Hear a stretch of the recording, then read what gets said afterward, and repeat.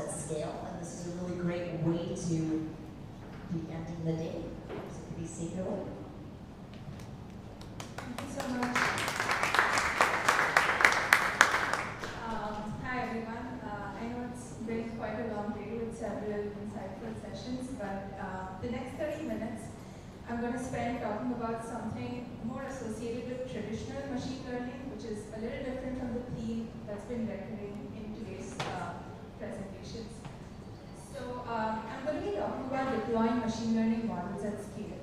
But before I get into the details, I wanted to put things into perspective about what exactly I mean by scale.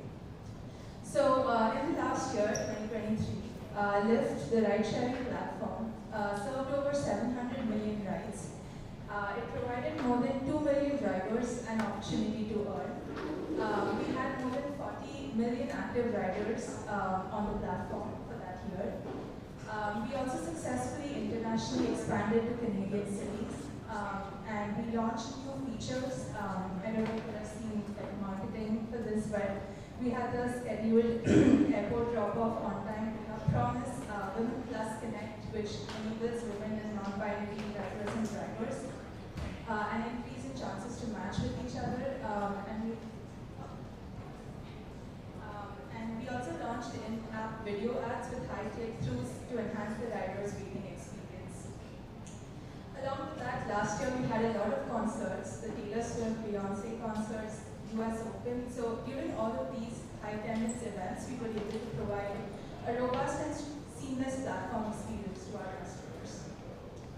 So at this scale, not only does it make us the second largest ride-sharing player in the US market, but it also gives us a whole lot of data to process and learn patterns from. When it comes to the life cycle of a ride, each sequence of events that a rider goes through, like opening the app, requesting a ride, getting picked up and dropped off, when you handle data at that scale, it's impossible to use rule-based approaches to make certain decisions and provide a seamless experience. So we definitely need to leverage machine learning and AI algorithms to be able to process data.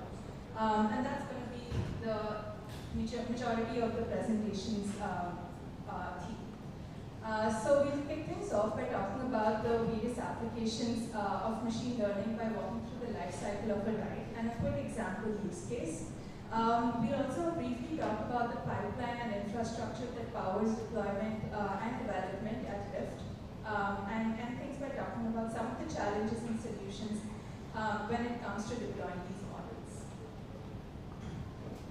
Okay, so I'm going to run through a bunch of screen images which you'll have potentially seen while requesting a ride. So when you open the app, you're greeted with the home screen, which basically lists all the frequented destinations that you have requested rides to in the past, along with machine learning powered ETA and price quotes.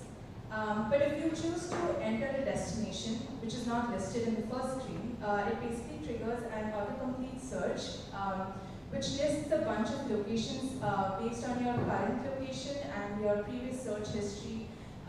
Also, like based on the current location, we identify the most popular locations. So that uses some personalized ranking, which uses machine learning. Once you've selected a destination, we basically identify a list of modes. So these are the standard priority pickup XL modes, which you've seen in the app. And that depends on which location you're in, so whether you're at an airport or not at an airport. So we have like different regulations on the location. And we also need to provide accurate estimates on price and time, because that powers whether you'll actually request the ride. So that again is no guesses, like no surprises there. It's powered by machine learning.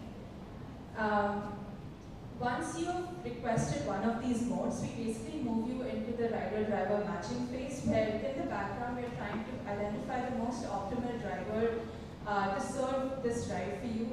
But in the meantime, to the rider, we need to basically provide them some sort of promise that, okay, you'll see the driver details in X minutes. And that basically leverages information about the demand and supply in your neighborhood and the potential drivers that we're considering for your ride. We leverage information about their status, their ETAs, and use a model to predict these ranges. Once we have a driver assigned to you and the driver has accepted your ride, we now can display their actual information, so you have some certainty around when they're going to arrive to pick you up.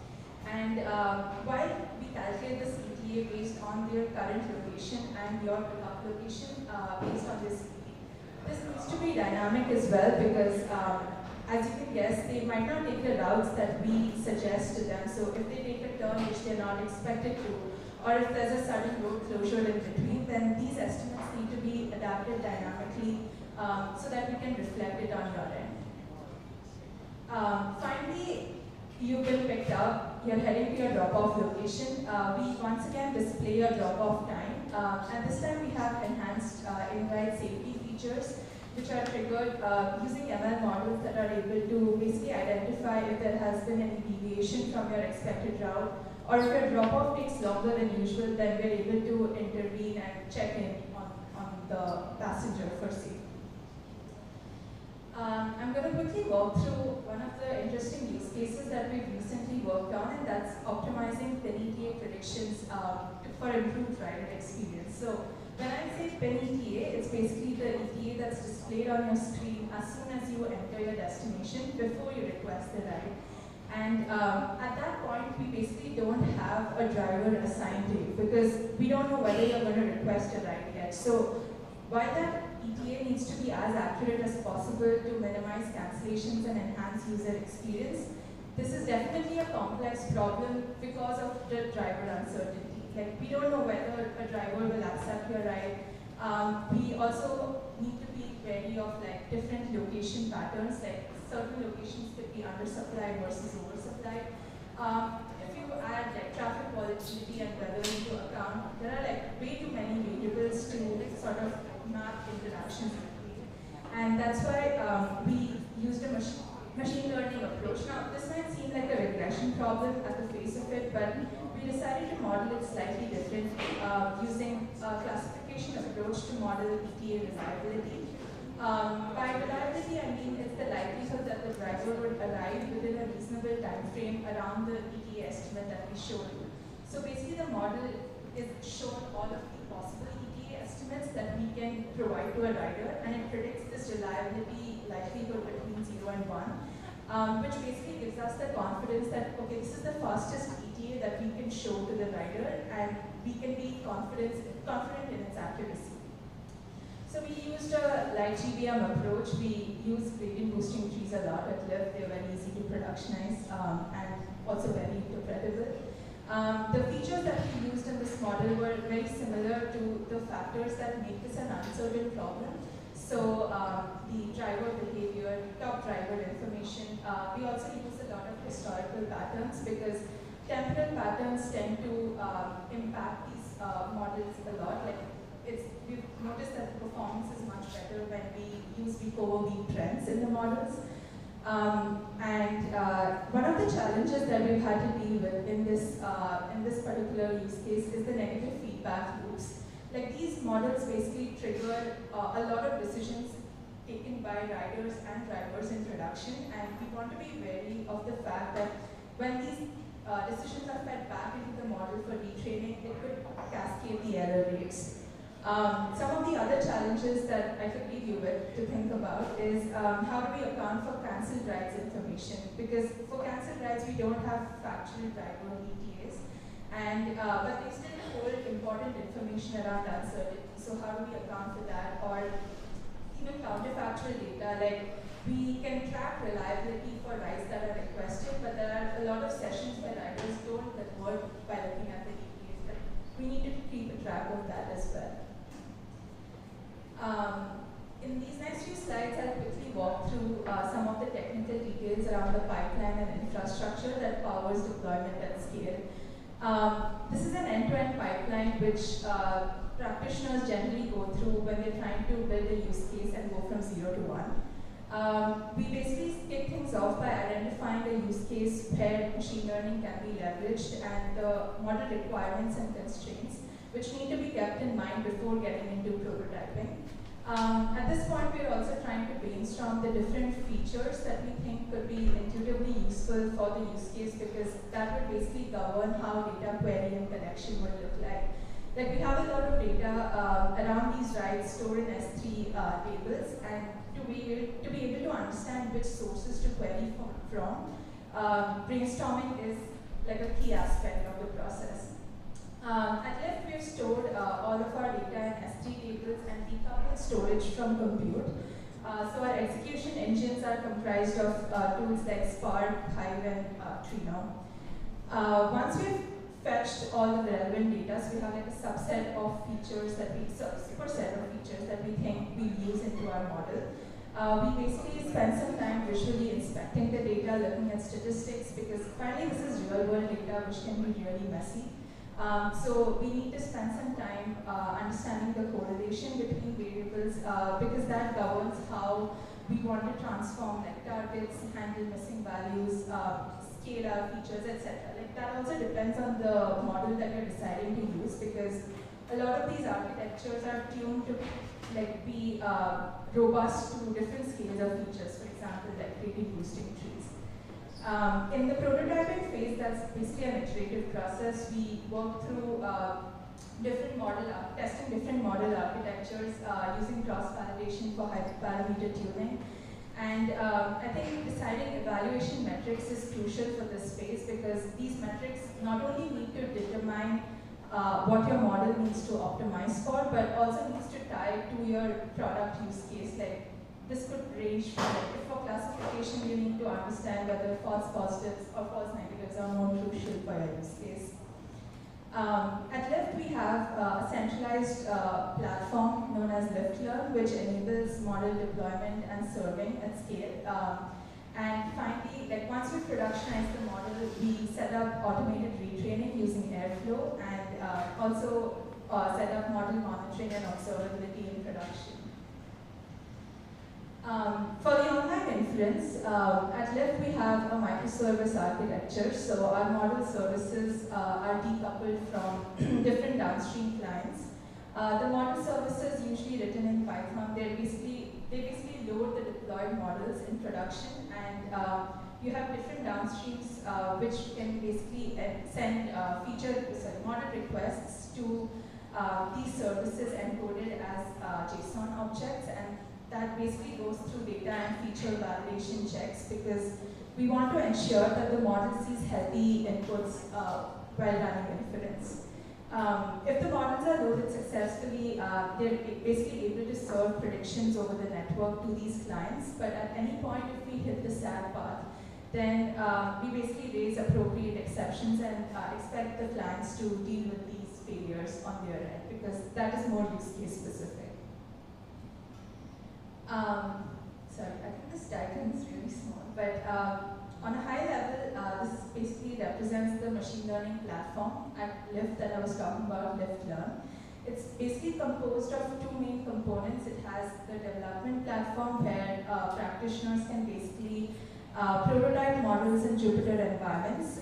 Once they have a rough idea of how their architecture looks like, they basically write the training and serving code for their applications in a repository, along with like all the runtime dependencies and configs, which determine how the container images are built. Once these repos are deployed, it basically spins up the model service that I was talking about. Since we have a microservice architecture, as I mentioned, this is a separate service running on a Flask server, and the container images basically get deployed both to the Kubernetes service as well as the development environment, so that both training and serving essentially use the same dependencies.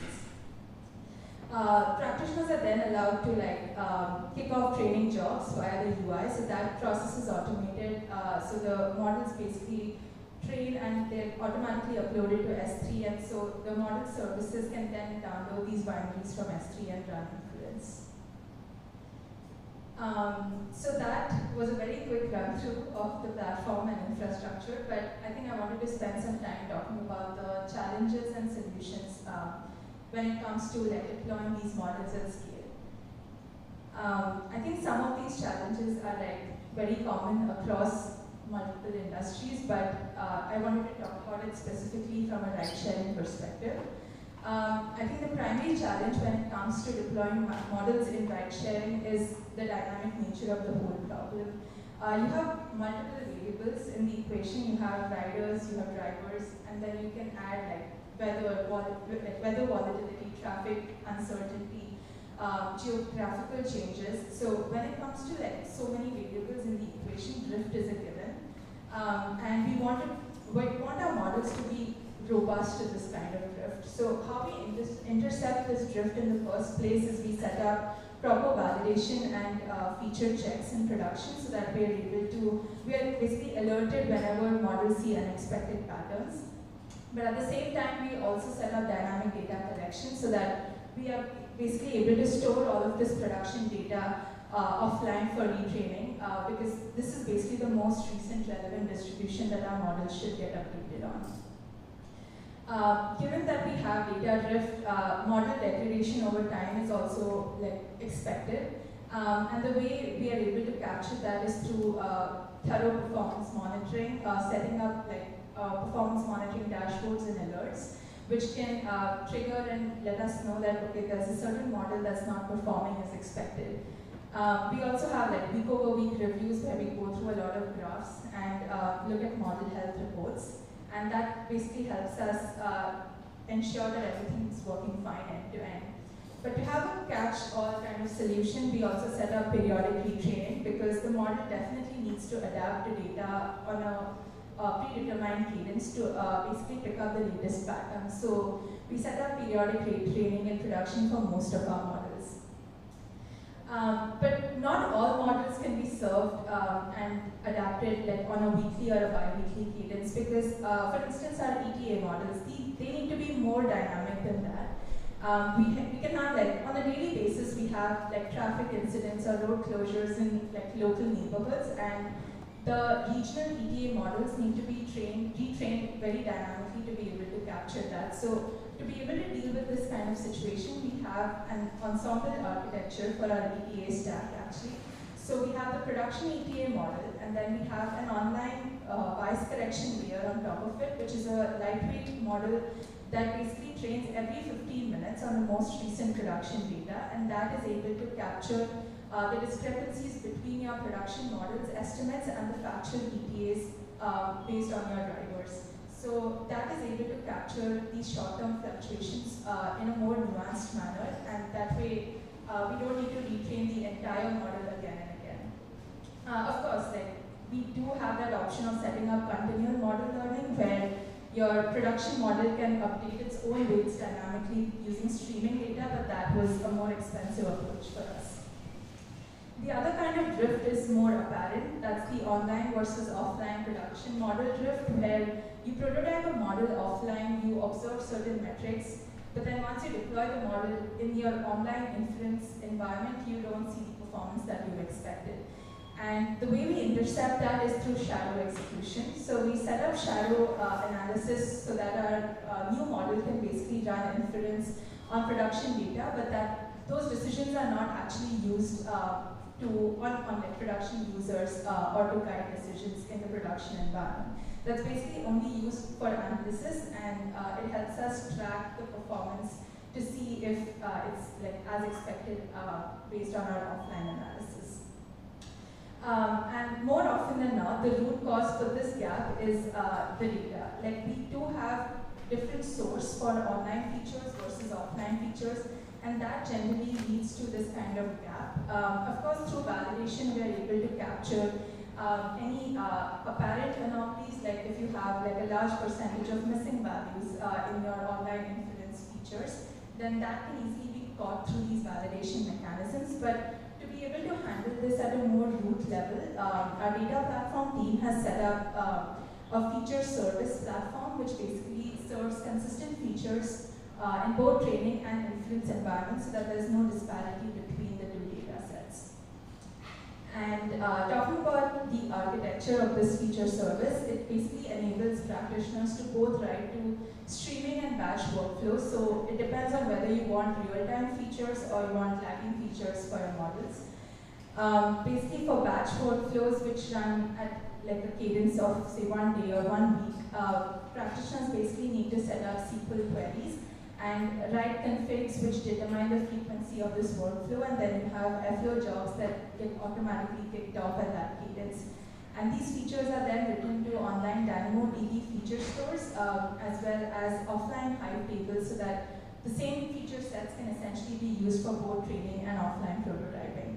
The online services can then fetch these features from the DynamoDB through a cache. For the real-time features, we basically need to take a couple of more steps. You need to set up custom Flink applications which can pull in data from streaming events through Kinesis streams, and then these features are then persisted to the DynamoDB store through Kafka topics. The next challenge, I think, is very common.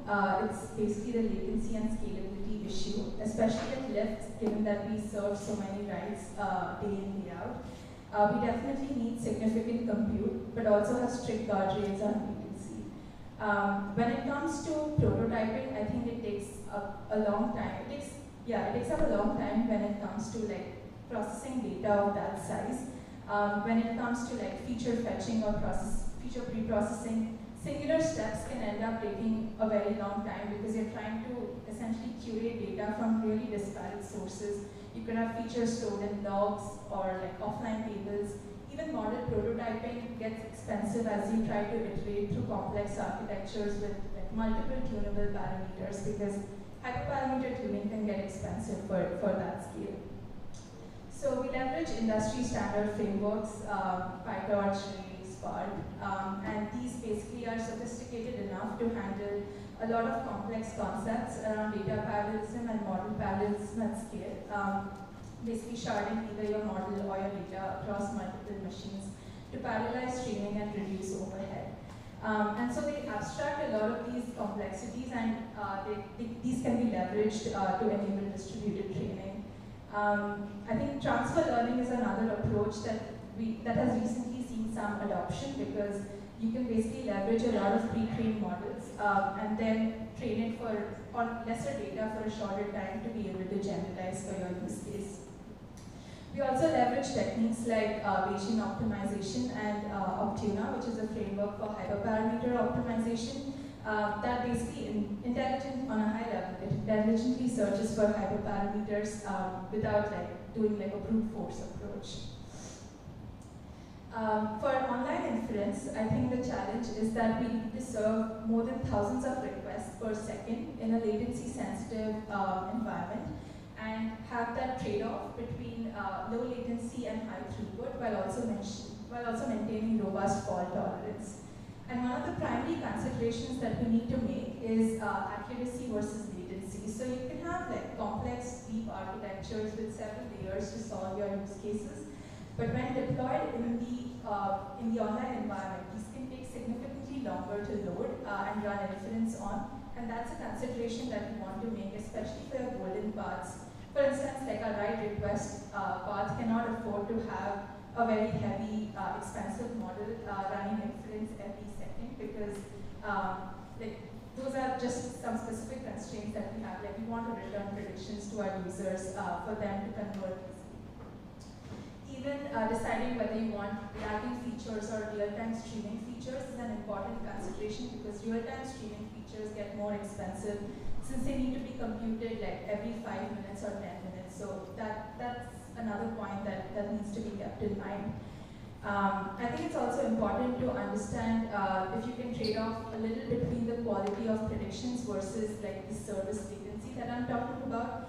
That can enable you to decide whether you want to cache some of these frequent model requests or predictions, so that you can minimize the latency, especially for your golden paths, and use like async processing to handle a lot of these requests in the background. So I mentioned that we log all of our production data for retraining later on, and like a lot of these feature logging tasks are basically offloaded to background message queues so that we don't hamper the main flow latency. There are also like a lot of tasks which actually don't require real-time inference. For instance, tasks around scoring driver profiles based on their recent driving data or the recent rides that need not be updated real-time, as in when the driver takes a ride. They can be updated on a daily or weekly cadence as well. Managing so many models across multiple services requires efficient model versioning, and we need to enable shadow testing and canary deployments to ensure that these models can be deployed and iterated on without hampering users in production. So our ML platform team has actually set up really robust model CI/CD pipelines to ensure automated performance tracking, model comparison workflows to ensure scalable deployments. Coming to the last challenge, I think I wanted to really talk about how do we launch new features and new models in production with minimum disruption to our users. Like, how do we mitigate risks in production? Because you could spend a lot of time prototyping these models offline, building highly accurate models with a lot of features and data, but if they don't yield any business value, they're not really going to be deployed. And an important step, I think, is to, before beginning prototyping, always tie your model design choices to the product use case and business goals, because you need to be able to have those constraints in mind before you decide which architecture you're going to use.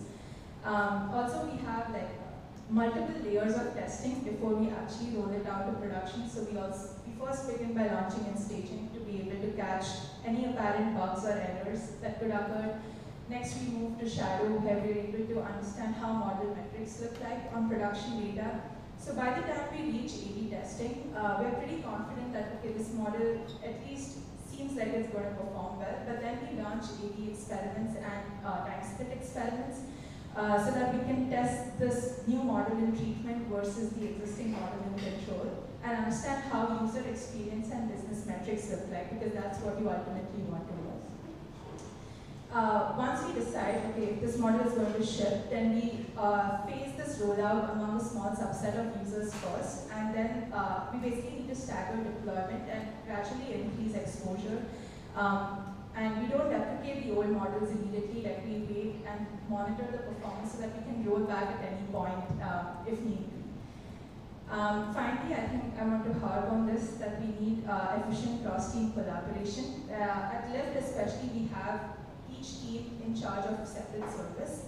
And so your model generally affects multiple downstream services. For example, if I make changes to the ETA models, those affect pricing and other services as well. And so you need to have smooth communication with your stakeholders early on in the process to ensure that you have a shared understanding of how the models are going to flow end to end, because often they need to update and tune their systems as well. Otherwise, you don't generally see the impact that you're expecting to unless all the systems have been synchronized to move in tandem. So having that shared understanding of how the models would impact not just technical metrics but business goals